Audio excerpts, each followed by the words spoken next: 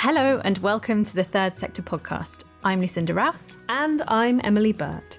Each week we bring you half an hour of discussion and debate about the important goings-on in the charity world. And this week we'll be delving into the world of legacy fundraising, its complexities, but also those big opportunities that it presents in today's climate. But before we get to that, we're going to talk about a piece of charity news that's been dominating the national headlines in the past week. And that's the announcement last Thursday that the Interfaith Network for the UK would close after £155,000 worth of funding was pulled by the government. The charity is now due to close its doors in mid-April, and all of this comes because one of its trustees, Hassan Jowdi, is a member of the Muslim Council of Britain, which the government has a policy of non-engagement with, dating back to 2009, when it was accused of supporting violence against Israel. The Communities Minister Michael Gove wrote a letter to the IFN expressing his concern for the inclusion of a Muslim Council of Britain member in its core governance structure, which he said posed a reputational risk to the government. And he said he was minded to pull the funding, a threat that he subsequently followed through. The government argues that taxpayer money shouldn't be used to legitimise the influence of organisations like the Muslim Council of Britain. This is a really big story. And what I find particularly weird about the move is that the letter from Michael Gove itself acknowledges that the Muslim Council of Britain was already a member of the Interfaith Network when that offer of funding of £155,000 was made last summer.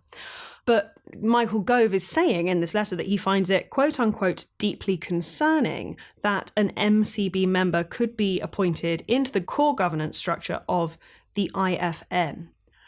For myself, I find this to be a flimsy argument. Really, the appointment of trustees has nothing, and should have absolutely nothing, to do with the government as a funder, or frankly otherwise. And the IFN has said how disappointed it is that the government offered no opportunity for dialogue on this matter. Since the move was announced, we had seen it being trailed for quite a while, because it was last December, in fact, that the members of staff at the IFN were put on redundancy notice. But it was only last week, the 22nd of February, that the board confirmed it would have to close. We've seen a lot of backlash over this from the public, and we've also seen charity leaders expressing concern about the closure of another long-standing infrastructure body in the sector. And I have to say that on a personal level, I feel like this move by Michael Gove sets a very disturbing precedent for the charity sector, because I can't see really any evidence of wrongdoing on the part of IFN that could justify this withdrawal of funding. And this has been echoed by leaders across the sector. We saw Deborah Alcock-Tyler, who's the chief executive of the Directory of Social Change, writing last week that the move was a clear act of interference in the governance of a charity. And she said, how does this play out as a precedent? Is the impact going to be that charities will in the future be afraid of appointing trustees who are quote unquote disliked, or people who might have made comments in the past in a personal capacity that the government doesn't approve of? So for me, this really does look like just one more example of efforts to chill the work of charities, and I do find it very worrying.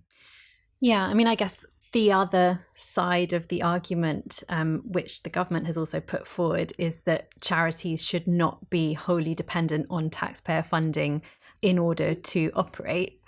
I guess that is a point, but particularly in the current climate, it's a real kick in the teeth, isn't it? Where getting fundraising is so challenging. And how much was it that charities are subsidising public services at the moment? 2.4 billion. £2.4 billion subsidy on the part of charities for public services at the moment. The fact that we can be existing in this environment and also have the government saying, well, but you really shouldn't be relying on our money to survive, to me seems, kick in the teeth, I think, is appropriate. Now, just before we get to our main interview, we'd like to share with you details of another podcast, which is produced by Third Sector's parent company, Haymarket. Did you know that 1 in 6 species in Great Britain are at risk of extinction? My name is James Ajapong Parsons, and I'm the producer of The Eco Chamber, a weekly podcast that investigates the deep-rooted issues facing our country's natural environment and the policy that underpins them. We give you the facts, insights, and exclusives that no other podcast can. The Eco Chamber. digging deep into stories that matter. Listen now wherever you get your podcasts. Moving on to the main part of today's episode, we're here to talk about legacy fundraising. The Chartered Institute of Fundraising estimates that a gift left in a will is likely to be the biggest donation someone ever makes to a charity. But given the sensitivities around death, both before and directly after it happens, and the legal complexities around the administration of estates, it's rarely the easiest fundraising channel for charities. But Emily, I understand covering legacies is something of a passion project for you. Absolutely, yes. I have a real soft spot for the world of legacies and legacy fundraising. And I think that for a long time, it really has been something of a niche in the charity sector for exactly those reasons you outlined. You know, the cost of investing in legacy fundraising, the slightly fuzzy returns on investment in that area. And like, as you say, it's not very easy to market death. And I think in this country, we have like a real problem when it comes to talking about death in any way, shape or form, let alone trying to fundraise around it. But if you get legacy fundraising right, it really can generate the most extraordinary outcomes for your charity. And that comes particularly where donors choose to bequeath a portion of their estate rather than, say, making like a fixed term gift. Look at Cancer Research UK, for example. Their latest set of annual accounts, they recorded a single legacy gift of £44 million. Now, of course, that is very unusual. Don't expect that you'll be making that if you decide to go pitching into legacy fundraising after you listen to this podcast. It's one of the biggest gifts I've ever heard of, but this world can also be really wacky and unusual. You know, legacies date back hundreds of years. One of the most unusual legacy stories I was ever told was about a man who bequeathed his own testicles in his will, writing, "I leave them to my bank manager as he has no balls of his own."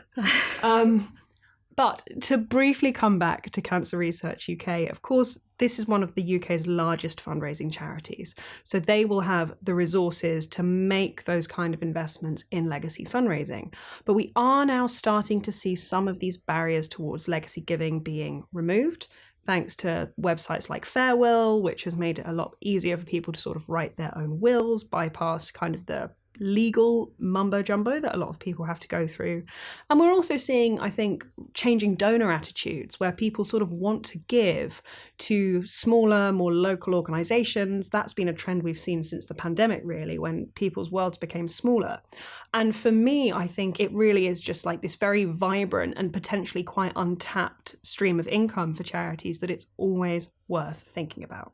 Well, we're very happy to be joined today by two guests who share your enthusiasm for legacies, Emily. They are Lucinda Frostick, Director at Remember a Charity, which brings together 200 charities to support their legacy fundraising by promoting behaviour change, and Anaish Yilma-Parmar, the new chair of Remember a Charity and head of legacies at the British Red Cross. Hi to you both. Hello. Morning. And Lucinda, if we could start with you, you must have quite a unique viewpoint perspective at Remember a Charity. How are things looking for legacies at the moment? I've seen numerous bits of research recently which reach widely diverging conclusions. What direction do these seem to be going in, and is there anything you're particularly concerned about? Wow, that sounds like a very big question. So I'll try and break it down into a few parts. So starting to begin with, in terms of how do we feel legacies is going? Well, I think it's been a really exciting time for legacies lately, because last year, for the first time, we heard that legacy income, annual legacy income, broke the £4 billion threshold. I mean, that's a colossal sum of money. And while, of course, legacy income growth is driven by a number of different factors, some of which are within our control and some are beyond. So the economy, much as I'd love to fix that, it's not within my power or any of our power. But of course, what we can do is inspire more people to leave gifts in wills. And with the baby boomer generation coming through, we're anticipating that growth in numbers will translate, of course, and help to sustain the legacy market. We might see a sort of short-term dip in terms of legacy income over the next few years, but we're expecting long-term growth. And actually, you can get a whole host of different sort of resources in terms of the latest research from Legacy Foresight, which can tell you more about their projections for the legacy market. But so all in all, it's looking pretty rosy. And I think legacies have played such a crucial role in sustaining so many organisations across the sector lately. And I think what I feel most passionately about, and perhaps Emily, we need to get together for a coffee or a separate chat and we can share our excited tales about legacy some other time. but is that we are seeing more smaller charities coming into that sphere. There are sort of 10 to 13,000 charities named in wills each year, which is fantastic. We're seeing new charities join the list. I think about 2,000 new charities receive a legacy each year, according to SME and Ford. So fantastic to see that growth there.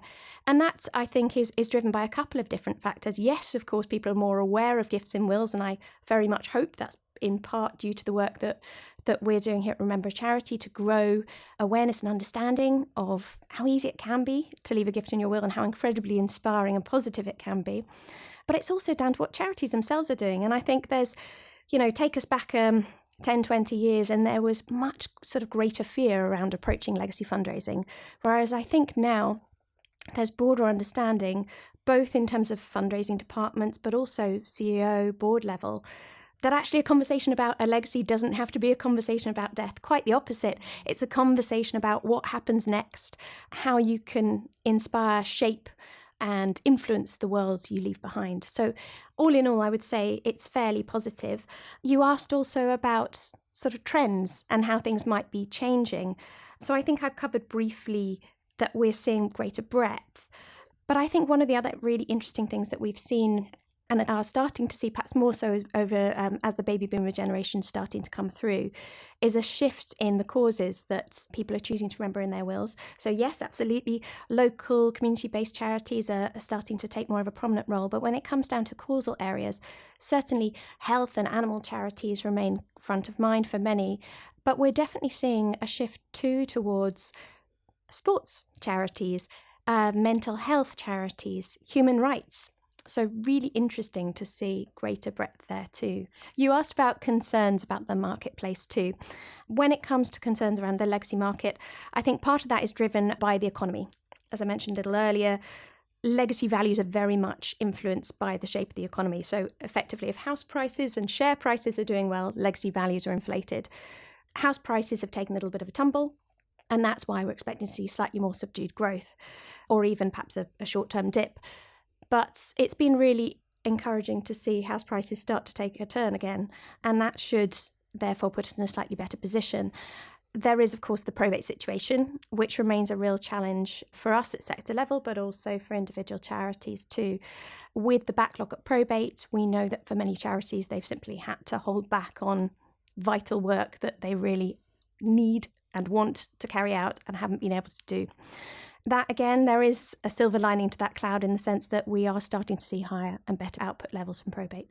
So while it still remains a concern, there's certainly a more positive future when it comes to sort of probate figures and how we hope that charities' own income levels should indeed fare. Wow, that was so exhaustive. I mean, we might as well stop now, to be honest. But Anaish, it would be a shame if you had come all the way in here and we didn't ask you something. So I would love for you to sort of tell us, how important do you think it is that charities are incorporating that legacy fundraising element into their wider fundraising strategy? Like, why does it matter? Yeah, I mean, essentially, it's about giving your supporters, your donors, the opportunity to support your cause, your organisation in a way that suits them. I really like the term marketing death actually in your intro, because I was like, oh, that's a really interesting way to see it. And actually, it's marketing hope, especially in terms of what we do at the Red Cross. It's marketing a hopeful future when we're no longer here. And I think giving supporters the opportunity to make a difference when they're no longer here through a gift in their will is something completely different to the other fundraising options that they have within an organisation. And for us, it's really important that it becomes part of the mix of options. So it's not more important or less important or for only a special group of people. We need to be able to open out this way of fundraising for supporters, put it in front of them so that they know it's an option, because often people don't know they can leave a gift in their will, and give them the tools and support they need to make the right decision for them. And in terms of, ensuring that kind of continuity piece, so thinking about what you leave behind, and you were interesting, you were saying, people don't seem that aware that they can leave gifts in their wills. How do you start that conversation with potential donors? Yeah, it's partly about normalising the fact that you can leave a gift in your will. So that's why the work that Remember a Charity does is so important in changing culturally, that idea of writing a will and leaving a gift to a charity. And that normalization makes it less scary, less difficult. It takes away that barrier, or one of the barriers that there is to leaving a gift. It's also about talking about it in cohesion, like I mentioned, with other ways to support the charity, so that we frame it as an option for the supporter to take if that is the option that's right for them. So, we talk about cost of living crisis and how that's impacting on fundraising right now. It might be that our most engaged donors of the past are unable to support us in that way with a regular donation or a cash gift. By letting them know that they can leave a gift in their will can spark that maybe interest and knowledge that they can continue to support a charity, no matter whether the money's coming in now or in the future. It's still securing our future impact for the beneficiaries that we work for. And then practically speaking, as a fundraising team at the British Red Cross, how do you ensure that you have continuity in terms of your messaging with your donors with whom you're building a relationship and hope to receive something from them now if they're able to, but then also at the end of their life? It's all about storytelling. And you talked about like collaboration. There is collaboration across fundraising and marketing at the Red Cross to ensure that we've got a real clear thread of who the British Red Cross are, what we do, and how we spend our money, whether that money is coming in now or in the future, and the impact that we have. Impact that we have now helps us to paint a picture of the need and where we will step into in the future.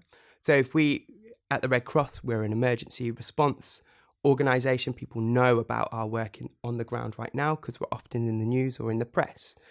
And for us at Legacies, it's us to build on that narrative. So talk really positively about the impact that we're having in the world right now, but also stating that these issues, these crises, unfortunately will continue on to the future.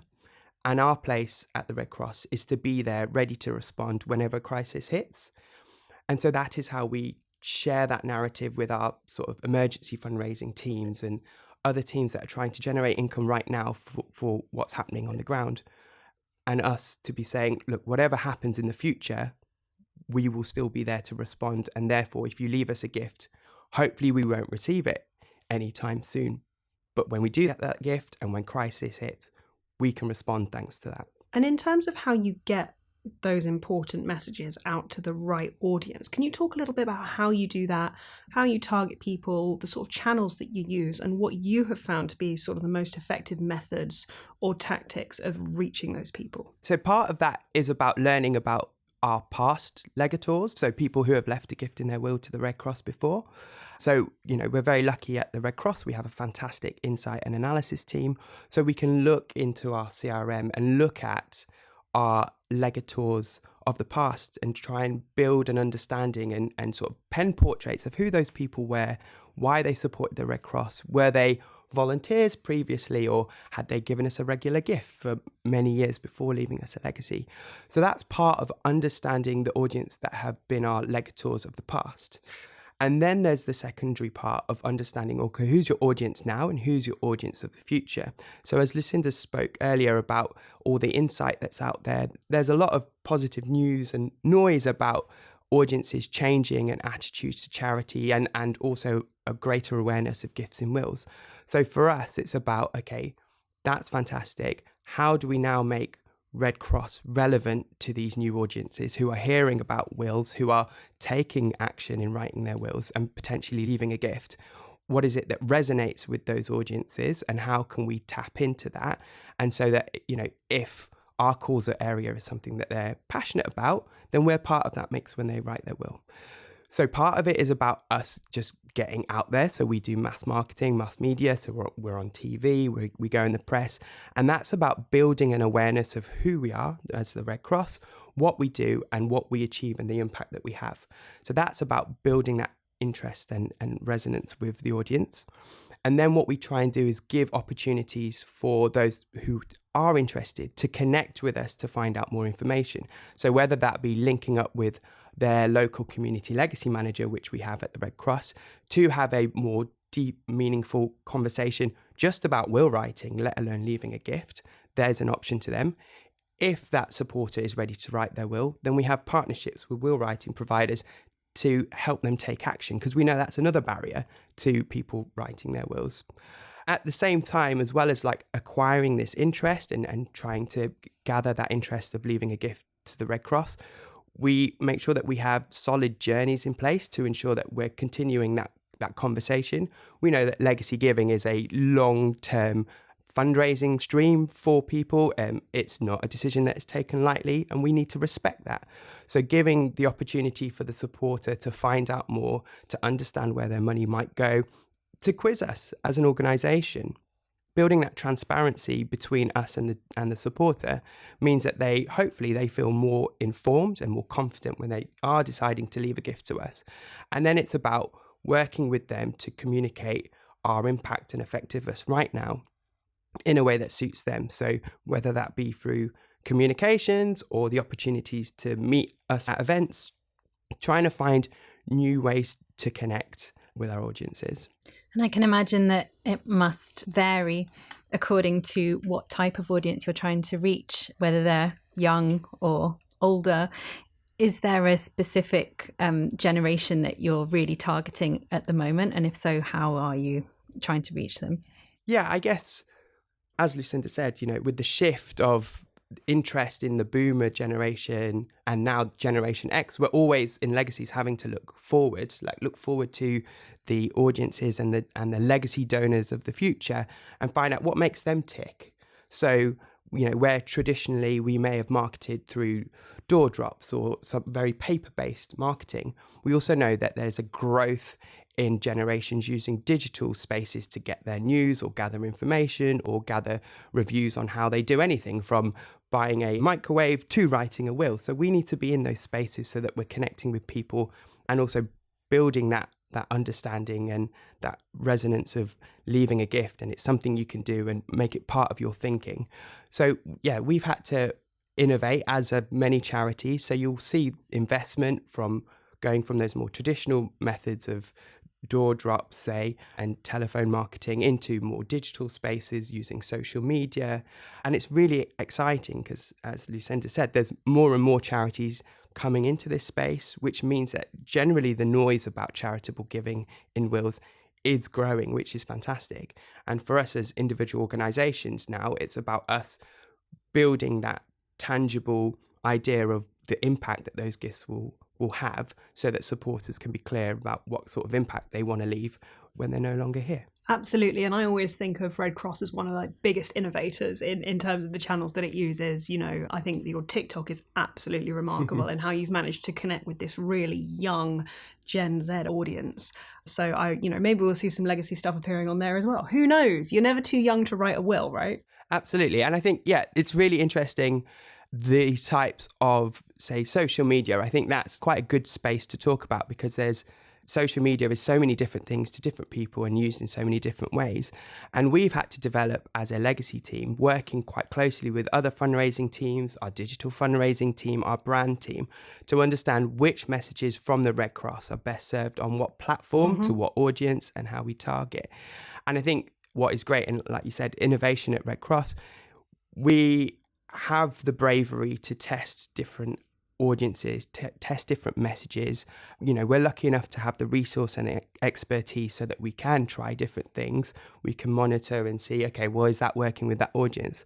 Are we generating the interest from the people that we want to speak to? Because we also, as well as acquiring new legacy prospects or people who are interested in legacies, I mentioned about taking them on a journey and keeping that engagement. If we're generating a lot of support from younger people in writing their wills and leaving a legacy, that is fantastic. But we also have to be aware as an organisation to maintain that relevance. That's going to take a lot of work from our side as well. So is it that relevance has to sit with the legacy team rolling out a legacy journey over, say, potentially 3 or 4 decades? Or how do we work collaboratively with the brand messaging within the organisation to ensure that the information and the motivations of that individual for supporting us or taking interest in the first place is being fed back to them, so that they feel like they're connected, engaged, and in control of their relationship with us? And you mentioned, obviously, Red Cross is a massive organisation and you are able to invest some time and resources into experimenting with different ways of reaching your audiences and looking back into the past and seeing what has worked most effectively. A lot of charities in this sector don't have the luxury of doing that. They don't have the manpower, they don't have the financial resources to invest in that. So do you have any thoughts on how charities can effectively manage the short term versus the long term thinking? Because obviously with investing in legacies, you may be looking decades ahead before you can actually get the return on that. Do you have any experience of maybe trying to persuade people above or the boards, either at Red Cross or in previous organisations that you've worked with, that this really is a worthwhile use of the charity's time and resources now? Yeah, absolutely. I mean, it's that fuzzy ROI point which was made right at the start. It is a challenge, and it takes bravery from our senior leadership and our trustees, because, as Lucinda said, there's a lot of things that are within our power, but there's a lot of stuff that is out of our power, and we have to be able to be confident in the risk and the effort that we're putting in for estimated reward is essentially what it is. I think, if you don't have the resource available to mine your data or understand who your audience is, absolutely start small.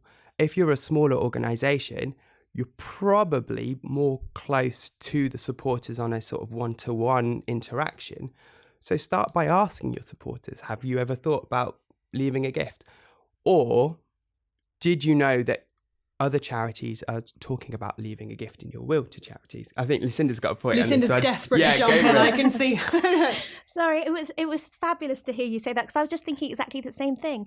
I mean, digital has been a wonderful leveller, I think, for so many charities. And with legacies, it just feels to me this is your chance to use your superpower, isn't it? And if you're a small organisation and you have close relationships with a smaller number of supporters, tapping into that is your superpower. And that's a wonderful thing. And when it comes to digital, it doesn't actually have to be hugely expensive. What we can see from within our consortium, because we have a huge breadth in terms of the kind of charities that we represent, is often the sort of more rough and ready stories that we share on social from our smallest charity members, where they're just sharing a lovely emotive story about how legacies impact the work that they can deliver. And it's often really quite grainy and something that probably wouldn't pass many big charities' sort of brand or marketing teams. It's those that really are building connection with people on our social channels.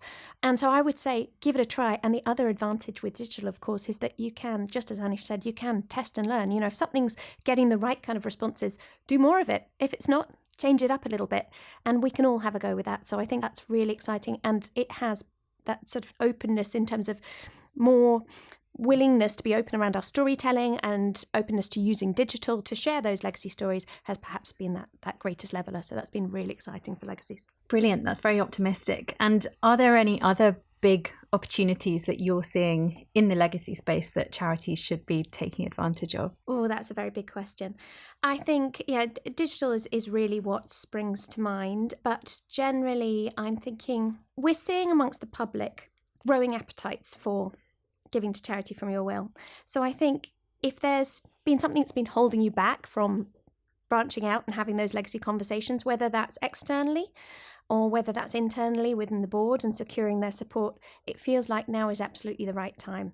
The market is there, it's ripe, and the work that we put in now is, of course, what's going to enable charities to secure their futures for the next generation that comes through. So I think when it comes to smaller charities in particular, or those who haven't yet sort of brave the legacy market, this is your opportunity. Be bold, give it a shot. A great opportunity now to reach out to supporters at a time where the legacy appetite has never been higher. And with your discussions and your insight into so many charities, is there ever pushback from the board? Do you see any sort of common problems that charity management faces in trying to get the board on board with the idea of legacies? So I think there are two main barriers that spring to mind, and Anaish, you might have be able to kind of respond to this in a better way because you're closer to all of that than I am. But the two things that I would say is one, yes, nervousness about whether it's appropriate to broach what are perceived to be conversations about death or sensitive conversations around legacies with such valued and important supporters. You know, are we putting the cause at risk? Is this an appropriate conversation? A general lack of understanding at sort of board level can be a real challenge. And the other one is largely linked to, sadly, the economic situation that we're in with charities having to cut their budgets. That means that no matter how great the potential is for legacy income over the next generation and more, you know, we're up against a very real challenge that charities need income now. And sadly, that means if legacy cuts have to be made, occasionally that means that it's happening in the legacy space. So those are two ongoing challenges that are very front of mind for us now. Anaish, I just wondered what your thoughts were on that one. No, I think you're absolutely right there. And I think, although those are challenges, I think it does open up potential for new thinking as well, like systems thinking within legacies and within organisations. So I'm thinking back to the Remember a Charity webinar that took place last week, bringing together philanthropy teams and legacy teams. So there's a real sense of, okay, well, how can we share resource? If it's not that we can have specific resource for any area, how can we work together? Find your peers within an organisation who understand the huge potential that has in legacies for your organisation.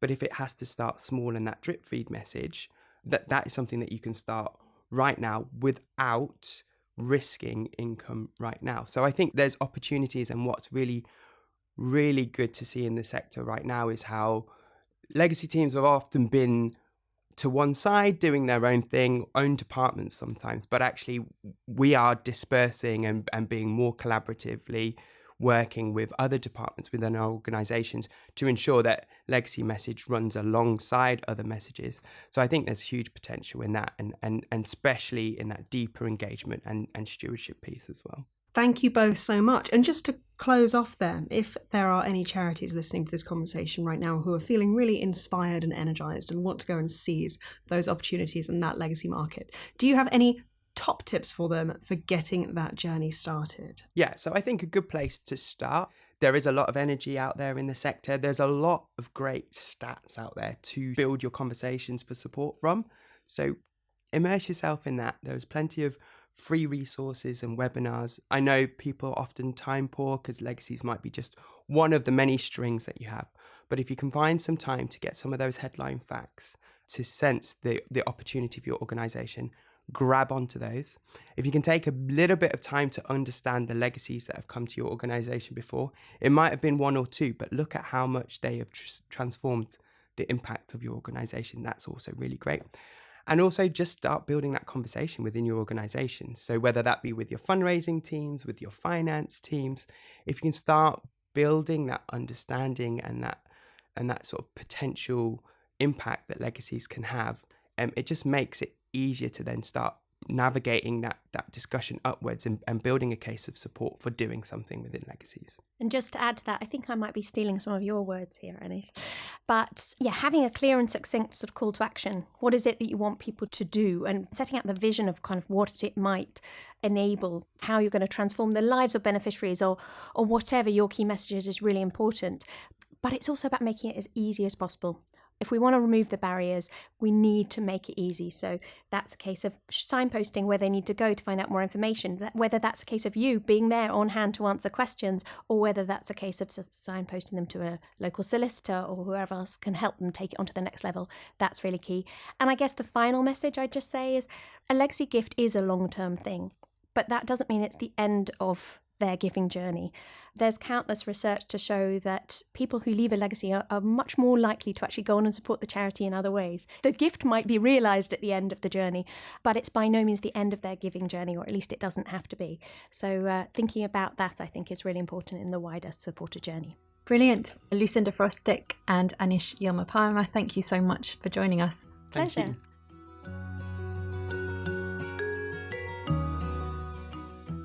That's it for this week. Next week, for International Women's Day, we'll be joined by Charmaine Griffiths, Chief Executive of the British Heart Foundation. But for now, thanks to our guests Lucinda and Anaish, and our producer Nav Pal.